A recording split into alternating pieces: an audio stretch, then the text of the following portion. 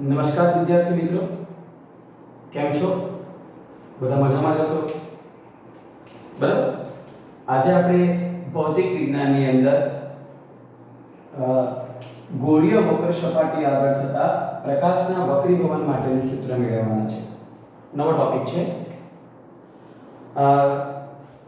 ગયા પીરિયડની અંદર આપણે જે પૂર્ણાંતરિક પરાવર્તન અને એના ઉપયોગો એ આપણે કર્યું હતું.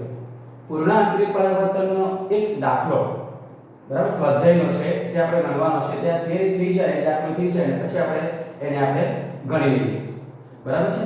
તે પહેલા આપણે આ થિયરી ગોળીય વક્ર સપાટી આગળ થતું પ્રકાશના વક્રીભવન એ કેવી રીતે થાય છે એની ચર્ચા આપણે કરવાની છે. તો અત્યાર સુધી આપણે જે વાત કરી હતી એ સમતલ સપાટી દ્વારા થતા, બરાબર, પ્રકાશના વક્રીભવનની વાત કરી હતી.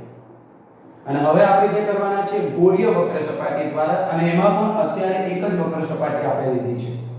બે વક્ર સપાટી દ્વારા થતું પ્રકાશનું વક્રીભવનની વાત પણ આપણે કરવાની છે. હવે અહીંયા જે વક્ર સપાટી લીધી છે એ વક્ર સપાટીનો બહુ નાનો ભાગ લીધો છે એટલે એને આપણે સમતલ ગણીને વક્રીભવન માટેના જે નિયમો છે એ જ નિયમો આપણે અહીંયા એપ્લાય કરવાના છે.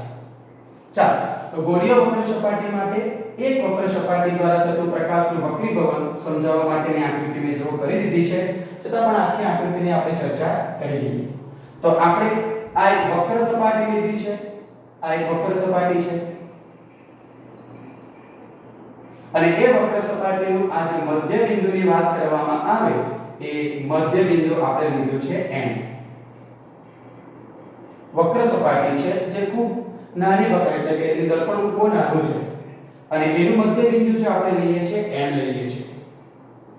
હવે આ વક્ર સપાટીના M બિંદુ આગળ આ એક પ્રકાશનું કિરણ આ રીતે M બિંદુ આગળ શું થાય છે? આપાત થાય છે. એટલે આપણો નિયમ કહે છે કે જ્યાં આપાત થાય છે ત્યાં સપાટીને આપણે શું દોરીએ છીએ? લંબ. હવે આ બિંદુ આગળ સ્પર્શક દોરવામાં આવે તો એ સ્પર્શક આ દોરેલા લંબને, એટલે કે સ્પર્શકને આ દોરેલો જે લંબ એ લંબ જ થવાનો. એટલે આ જે લંબ દોર્યો એ જે બિંદુ આગળ તમારું છેદે એ વક્રતા કેન્દ્ર C થશે. વક્રતા કેન્દ્ર શું થશે? C.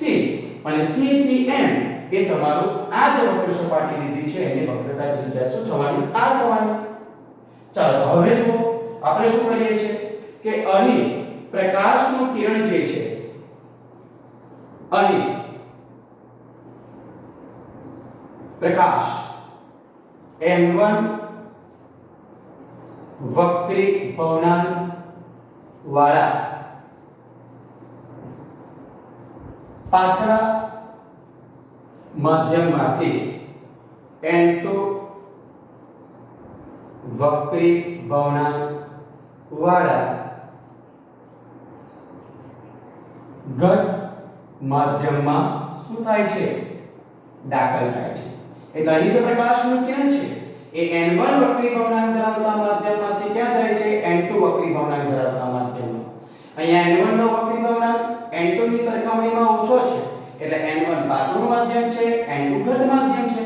અને અહીં તમે જુઓ આ પ્રકાશનું કિરણ OM એ વક્ર સપાટીના n બિંદુ આગળ આપાત થઈ ત્યાંથી એ વક્રીભવન અનુભવીને આ I બિંદુ આગળ એ તમને મળે છે. અને બીજો એક પ્રકાશનું જુઓ, આ એક કિરણ જે તમે આપાત કર્યું છે, આ આપાત કિરણની વાત કરવામાં આવે તો Mi, અને આ એક આપણું વક્રીભૂત કિરણ Ni એ I બિંદુ આગળ ભેગા થઈ આ બિંદુવત વસ્તુઓનું પ્રતિબિંબ તમને V જેટલા અંતરે આપે છે. એટલે પ્રતિબિંબ કેવી રીતે જીરાય છે એ આકૃતિમાં તમને દર્શાવેલું છે, બરાબર. હવે જરા જો આકૃતિનું સમજણ આપી દઉં છું. આ તમારું આપાત કિરણ, બરાબર છે, અને આ આપાત કિરણ આ તમારી જે મુખ્ય અક્ષ છે એની સાથે બનાવેલો કોણ છે જે આલ્ફા છે. બીજું આ આપાત બિંદુએ જે સપાટીને દોરેલો લંબ છે એને મુખ્ય અક્ષ સાથે બનાવેલો કોણ કેટલો છે? બીટા છે. આ I એ તમારો કયો થવાનો? આપાત કોણ થવાનો. અને આ જે R લીધો છે એ આપણો કયો કોણ થવાનો? વક્રીભૂત કોણ R થવાનો. અને એ જ પ્રમાણે આ વક્રીભૂત કિરણ Ni મુખ્ય અક્ષ સાથે બનાવેલો જે કોણ છે એ આપણે લઈ લઈએ ગેમા. બરાબર છે? દરેક વિગત લઈ ગઈ. ચાલો, હવે આપણે ખૂણાના બહિષ્કોણની, ત્રિકોણના બહિષ્કોણની વ્યાખ્યાનો ઉપયોગ કરવાનો છે. અને બહિષ્કોણ એટલે તમે જે ત્રિકોણ લેવો છો એ ત્રિકોણનો બહારનો ખૂણો ત્રિકોણના બે અંદરના ખૂણાના સરવાળા જેટલો થાય છે અને એ તમે ભણીને આવ્યા છે. ચાલો વિદ્યાર્થી મિત્રો આપણે એ વ્યાખ્યાનો અહીંયા ઉપયોગ કરીએ છીએ તો જરા જોઈ લો. પહેલા આપણે જે ત્રિકોણ લઈએ છીએ એ ત્રિકોણ આકૃતિમાં હું બતાવું છું. ત્રિકોણ NOC. ચાલો કયો લેવો છું? ત્રિકોણ NOC માટે આપણે બહિષ્કોણ એટલે આપણો જે ત્રિકોણ બન્યો છે જોઈ લો NOC એના અંદરના ખૂણા આલ્ફા અને બીટા છે અને બહારનો ખૂણો જો I છે. તો આ જે બહારનો ખૂણો છે એ કોના જેટલો થાય? તો અંદરના બે ખૂણાના સરવાળા જેટલો થાય છે. એટલે આપણે અહીં બહિષ્કોણ કયો લખીશું? I અને I બરાબર શું લખીશું આકૃતિની ભૂમિતિ પરથી? Alpha plus beta. સમજ પડે છે? શું વ્યાખ્યાનો ઉપયોગ કર્યો? ત્રિકોણના બહિષ્કોણની વ્યાખ્યાનો ઉપયોગ કરવામાં આવે છે. આ ત્રિકોણ લીધો મેં NOC અને એનો બહારનો ખૂણો છે I અને એના અંદરના ખૂણા આલ્ફા અને બીટાના જેટલો થાય છે. ચાલો એ જ પ્રમાણે બીજો ત્રિકોણ લઈએ છે. એ ત્રિકોણ તમે જરા ધ્યાનથી જોજો. ચાલો ત્રિકોણ લઈએ છે NCI. કયો લઈએ છે? ત્રિકોણ NCI માટે વળી પાછો આપણે કઈ વ્યાખ્યાનો ઉપયોગ કરીએ છીએ? બહિષ્કોણ. તો જોઈ લો NCI બરાબર એના અંદરના ખૂણા છે R અને ગામા. જ્યારે એ ત્રિકોણનો બહારનો ખૂણો કયો થવાનો? બીટા. એટલે બીટા કોના જેટલો થશે? તો એ ત્રિકોણના અંદરના ખૂણાના સરવાળા જેટલો એટલે કે R અને ગામાના સરવાળા જેટલો. એટલે આ અનુસાર શું લખી શકાય અહીંયા? બીટા શું લખીએ? R gamma. ચાલો તો એના પરથી આપણે R ને સૂત્ર કરતા બનાવી દઈએ એટલે R ને જ રાખીએ અને આ ગામાને આ બાજુ લઈ આવીએ તો શું લખાય? R બરાબર બીટા માઈનસ ગામા. આ સમીકરણ આવી ગયું 2. આટલી વિગત આવી ગઈ. ચાલો એટલે હવે આપણે અહીંયા સ્નેલના નિયમનો ઉપયોગ કરીએ છીએ અને એ ક્યાં ઉપયોગ કરીએ છીએ? આ n બિંદુ આગળ, આપાત બિંદુ આગળ. ચાલો જુઓ હું લખું છું આપાત બિંદુ n આગળ કોનો? સ્નેલનો નિયમ લેતા. ચલો તો પ્રકાશનું કિરણ n1 વક્રી ભવનાંક ધરાવતા માધ્યમમાંથી દાખલ થાય છે અને ત્યાં આપાત કોણ કેટલો છે? I. અને કયા માધ્યમમાં જાય છે? n2 વક્રી ભવનાંક ધરાવતા અને ત્યાં આપણો વક્રીભૂત કોણ કેટલો છે? R. એટલે નિયમ શું થવાનો અહીંયા? n1 sin I. n1 અને આપાત કોણનો sin એની સાથેનો ગુણાકાર અહીંયા n2 અને એનો કોની સાથેનો? વક્રીભૂત કોણ સાથેનો ગુણાકાર.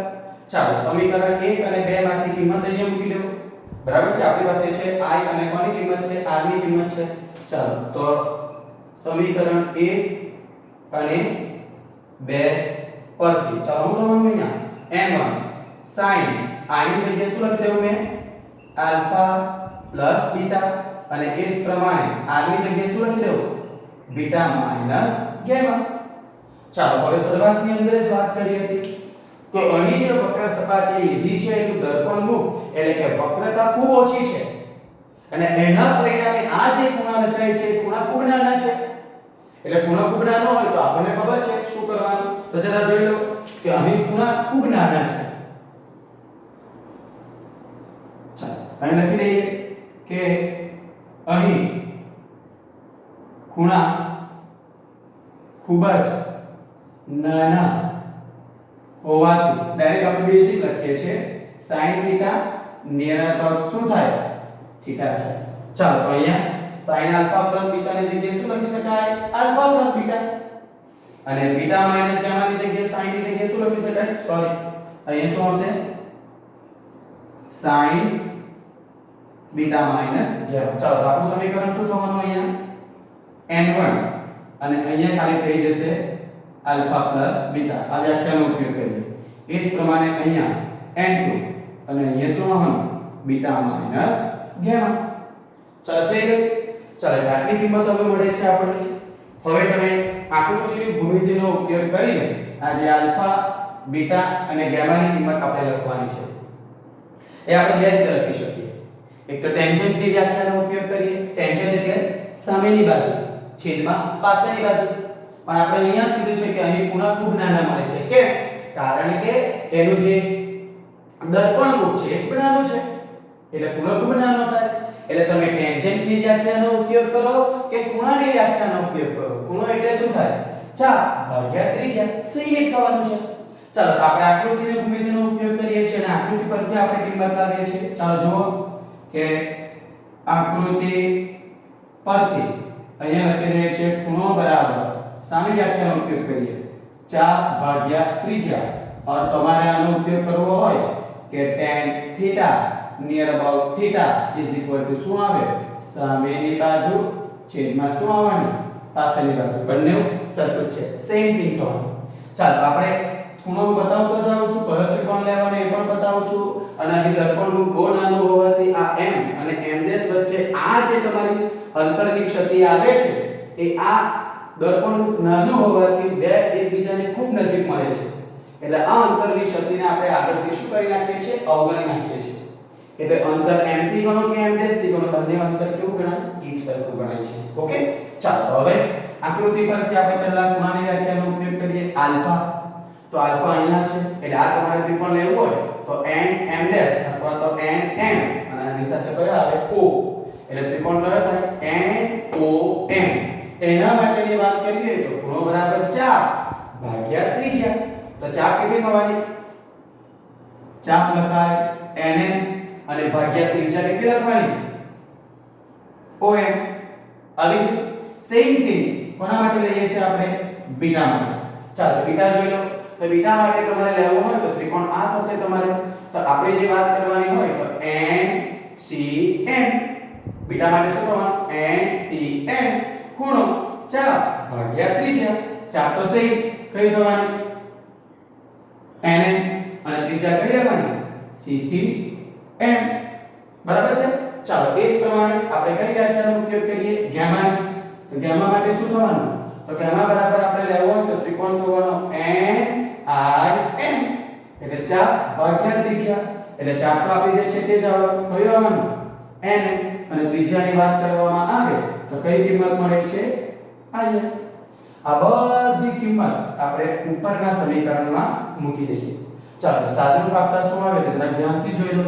અહીંયા n1 આલ્ફાની જગ્યાએ શું મૂકી દેવું ને? 4 nm છેદમાં શું આવવાનું? om. બરાબર છે. ચાલો એ જ પ્રમાણે પ્લસ બીટાની જગ્યાએ શું મૂકીએ? 4 nm અને એના છેદમાં શું આવવાનું? cm. થઈ ગયું? ચાલો હવે શું થાય છે? અહીંયા n2 લખીએ છીએ. બીટાની જગ્યાએ શું લખવાનું છે? 4 nm એના છેદમાં શું આવે? cm માઈનસ ગામાની જગ્યાએ શું લખવાનું? 4 nm છેદમાં શું લખવાના? im. હવે જુઓ સમીકરણની અંદર સ્પષ્ટ રીતે આપણે જોઈ શકીએ છીએ કે બંને તરફથી આપણે nm ને કોમન લઈએ અને એ શું થાય છે? કેન્સલ આઉટ થાય છે. હવે સમીકરણનું સાદુરૂપ કેવી રીતે આપી શકાય તે જરા જોઈ લો. બરાબર? ચાલો તો અહીંયા શું કરીએ છીએ? આ જે n1 છે એને અંદર લઈ લઈએ એટલે બંને સમીકરણ સાથે ગુણાશે. એટલે અહીંયા આવશે n1 છેદમાં શું આવે? om. ચાલો એ જ પ્રમાણે પ્લસ અહીંયા શું આવવાનું? n1 છેદમાં શું આવવાનું? cm. ચાલો એ જ પ્રમાણે આ n2 ને આની સાથે ગુણી દો એટલે n2 ના છેદમાં શું આવવાનું? cm માઈનસ n2 ના છેદમાં શું આવવાનું? im. ચાલો હવે આપણે શું કરીએ છીએ ખબર? આ cm વાળા જે બે પદ છે ને એ બંનેને સાથે લઈ લઈએ અને આ માઈનસ વાળું પદને આ બાજુ લઈ આવીએ. એટલે આ પદ આ તરફ આવવાનું અને આ cm વાળું પદ આ તરફ જવાનું. ચાલો સાદુરૂપ આપતા શું થશે જરા જોઈ લો. અહીંયા n1 છેદમાં શું થવાનું? om. આ માઈનસ ને આ બાજુ લઈ આવો એટલે શું થવાનું? પ્લસ અને અહીંયા આવશે n2 છેદમાં શું થવાનું? im. બરાબર? ચાલો એ જ પ્રમાણે આ તો n2 છે n2 ના છેદમાં cm અને આ બાજુ જાય તો માઈનસ n1 ના છેદમાં શું થવાનું? cm. લસા સરખા છે એટલે સાદુરૂપ આપી દો n2 n1 છેદમાં cm. આવી ગયું. હવે બધા અંતર તો આકૃતિમાં આપણે દર્શાવેલા છે એટલે આકૃતિ પરથી કોનો ઉપયોગ કરીએ? સંજ્ઞા પ્રણાલીનો. ચાલો તો જરા જોઈ લો. આ આકૃતિ પરથી કોનો ઉપયોગ કરીએ?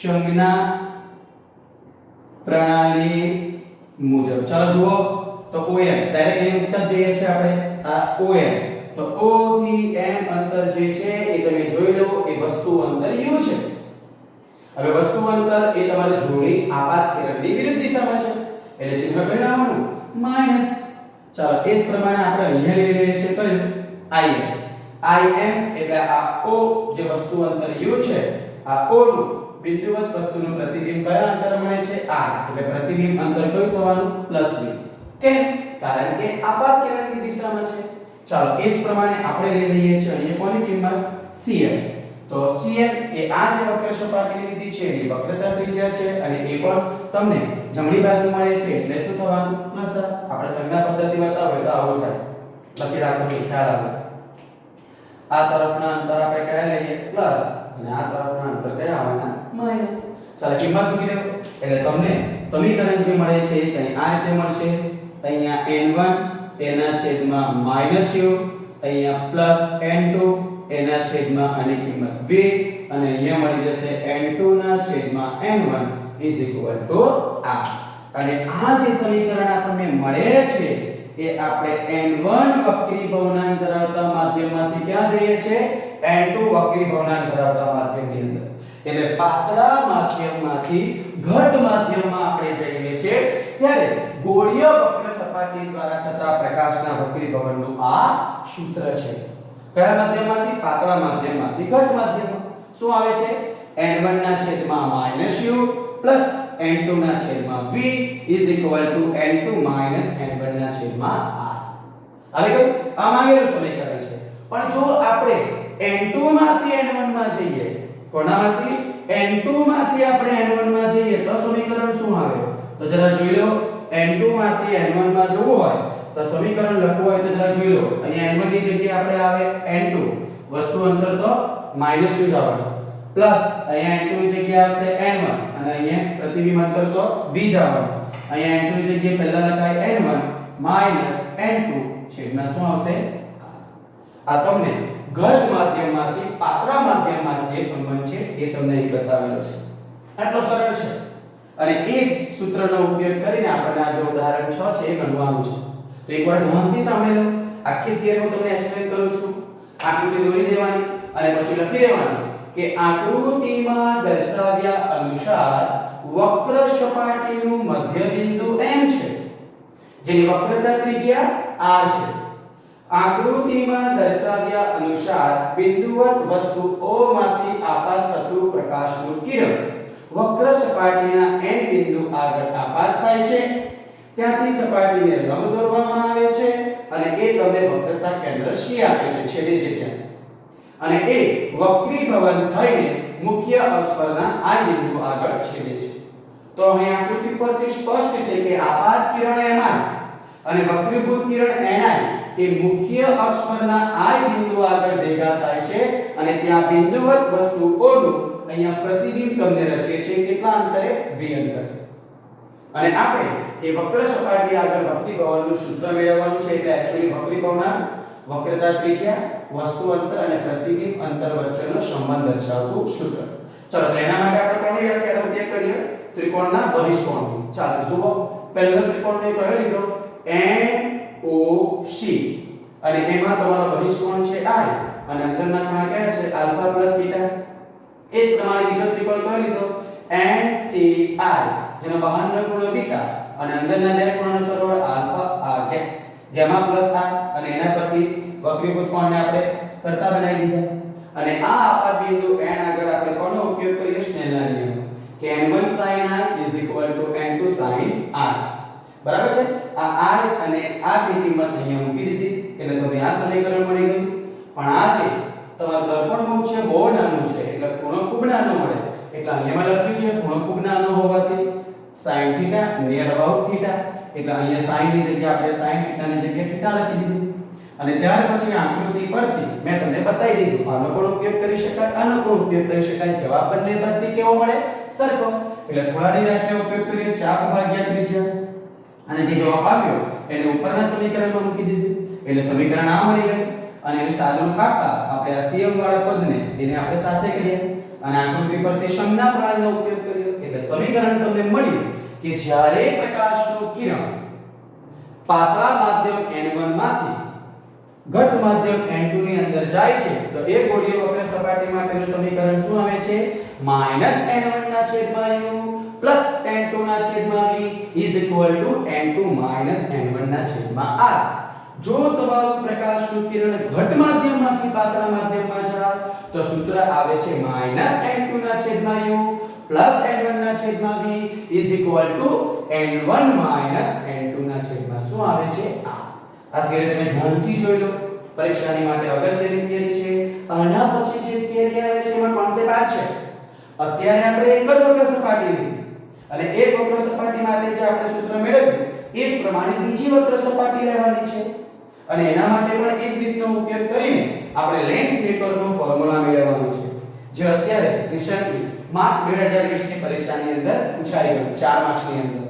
એટલે આ થિયરી આવડે તો એ થિયરી લેન્સ મેકરનું સૂત્ર એકદમ ઈઝી છે. એટલે આ થિયરી તમે પરફેક્ટલી બોર્ડની ઉપર જોઈ લો, દરેકે દરેક વસ્તુ તમને બતાવેલી છે, આકૃતિ પણ વ્યવસ્થિત છે, એટલે ધ્યાનથી જોઈ લો અને પછી લખી લેવાની સમજીને, એટલે તમને કોન્સેપ્ટ ક્લિયર થઈ જાય. બરાબર છે? ચાલો હવે એ જ કોન્સેપ્ટનો ઉપયોગ કરીને આ જે સૂત્ર છે, બરાબર, એનો જ ઉપયોગ કરીને આપણે ઉદાહરણ 6 ગણવાના છે. કયું ઉદાહરણ ગણવાના છે? છઠ્ઠું ઉદાહરણ. બરાબર? એટલે આ જે વિગત આપેલી છે આકૃતિ હું લખવા દેઉં છું. બરાબર? બાકીની વિગત જે તમને બોર્ડ પર આપેલી છે એ ઉદાહરણ 6 લખ્યું છે એનો ઉપયોગ કરીને આપણે આ જ રીતનો ઉપયોગ કરીને દાખલો કેવી રીતે ગણાય તે હું તમને અહીંયા બતાવી દઉં છું. બરાબર છે? દાખલો એકદમ સરળ છે. બરાબર? આકૃતિ હું રાખું છું. તમે આ દાખલો ધ્યાનથી આ જે થિયરી કરાવી છે એ સમજ પડી જાય તો પેલો દાખલો તમને ઈઝીલી ખબર પડી જશે. બરાબર છે? એટલે આ થિયરી ગોળીય વક્ર સપાટી આગળ થતા પ્રકાશના વક્રીભવન માટેનું આ શું છે? સૂત્ર છે. ઓકે? ચાલો 2 મિનિટ જોઈ લો એટલે ખ્યાલ આવી જશે. ત્યાર પછી આપણે ઉદાહરણ 6 ગણીએ. તમારે લખવા માટે શું કરવાનું? તો આ જે તમારું જે છે એનો સ્ક્રીનશોટ પાડી લેવાનો અથવા વારંવાર થોડું પોઝ કરીને પછી પણ તમે લખી શકો છો. ઓકે? ચાલો તો હવે આપણે કરીએ છીએ ઉદાહરણ 6. આ જ મેથડનો ઉપયોગ કરીએ છીએ, આ સૂત્રનો ઉપયોગ કરીએ છીએ. ચાલો ધ્યાનથી જો, રકમ મેં ઉપર લખી છે. ચાલો અને એને કેવી રીતે ગણાય તે જરા જોઈ લેજો. સૂત્ર કયું ઉપયોગ કરવાનો છે તે પણ હું લખી દઉં છું એટલે તમને ખ્યાલ આવશે. બરાબર? ચાલો તો હવે જો રકમ અને એના ઉપરથી દાખલો કેવી રીતે ગણાય તે જરા જોઈ લો.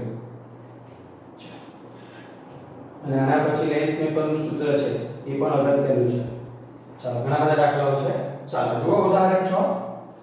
હવામાં રાખેલા એક બિંદુવત ઉદ્ગમમાંથી, ચાલો જુઓ આ હવામાં રાખેલી એક બિંદુવત વસ્તુ, પ્રકાશ એક કાચની ગોળીય સપાટી, આ કાચની ગોળીય સપાટી જેનો વક્રીભવનાંક આપેલો છે 1.5, આ જે કાચનો વક્રીભવનાંક છે 1.5 આપેલો છે અને આ ગોળીય વક્ર સપાટી છે એની વક્રતા ત્રિજ્યા આપેલી છે 20 સેન્ટીમીટર. એના પર આ આપાત થાય છે અને આ ગોળીય સપાટીથી પ્રકાશ, આ ગોળીય સપાટી છે ત્યાંથી પ્રકાશ એટલે વસ્તુ અંતર આપેલું છે 100 સેન્ટીમીટર. તો આ જે પ્રતિબિંબ રચાયું છે એ ક્યાં રચાય છે તે આપણે શોધવાનું છે. એટલે દાખલો તો સરળ જ છે. ચાલો જરાક જોઈ લો કેવી રીતે થાય છે.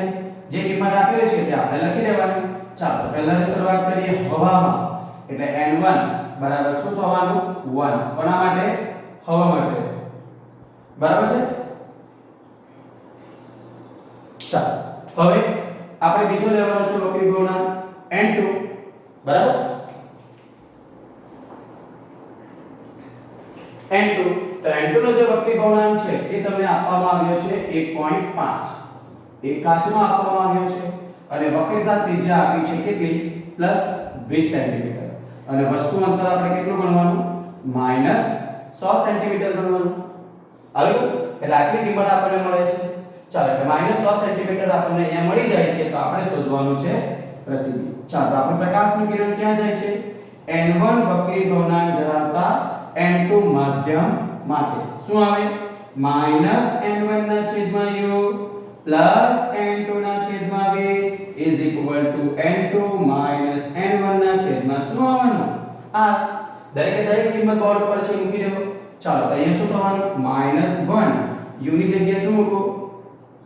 -100. ચાલો અહીંયા શું થવાનું? પ્લસ n2 ની જગ્યાએ કેટલા મૂકીએ? 1.5. v ની જગ્યાએ કેટલા થવાના? શોધવાનું છે.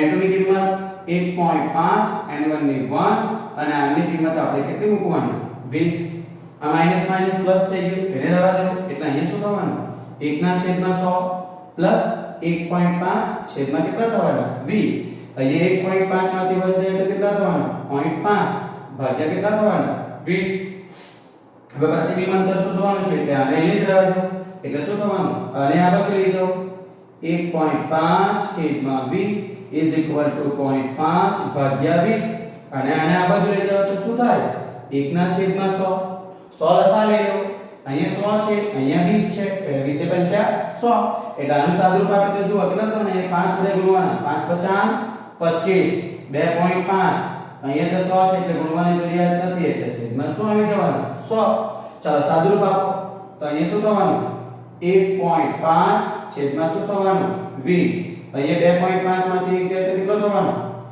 1.5 અને છેદમાં શું આવવાનું 100 1.5 કેન્સલ આવો એટલે v બરાબર શું આવી ગયું 100 સેન્ટીમીટર એટલે આપણે જવાબ શું લખવું પડે કે અહીં પ્રતિબિંબ કયા સ્થાને દેખાય છે ચલો therefore પ્રતિબિંબ v બરાબર 100 સેન્ટીમીટર અંતરે દેખાશે બરાબર એટલે આ રીતે વક્ર સપાટી આગળ થતા પ્રકાશનું વક્રીભવન અને એને અનુરૂપ જે દાખલા આપણે ગણ્યો છે અત્યારે આપણું પ્રકાશની કિરણ પાતળા માધ્યમમાંથી ઘટ માધ્યમમાં આવે છે અને એને અનુરૂપ આપણે દાખલો ગણવામાં આવ્યો છે બરાબર છે એટલે આ રીતે આનું કેલ્ક્યુલેશન કરી શકાય છે બરાબર એટલે આ ગોળીય વક્ર સપાટી દ્વારા થતું પ્રકાશનું વક્રીભવન હવે નેક્સ્ટ ટાઈમ આપણે લેન્સ પેપરનું સૂત્ર જોવાનું છે એટલે એના માટે આ થિયરી તમને પ્રોપરલી આવડતી હોવી જોઈએ બરાબર ચાલો તો વિદ્યાર્થી મિત્રો આજના પૂરતું આપણે આટલું રાખીએ છીએ બાકીનું આપણે નેક્સ્ટ ટાઈમ જોઈશું ઓકે ચાલો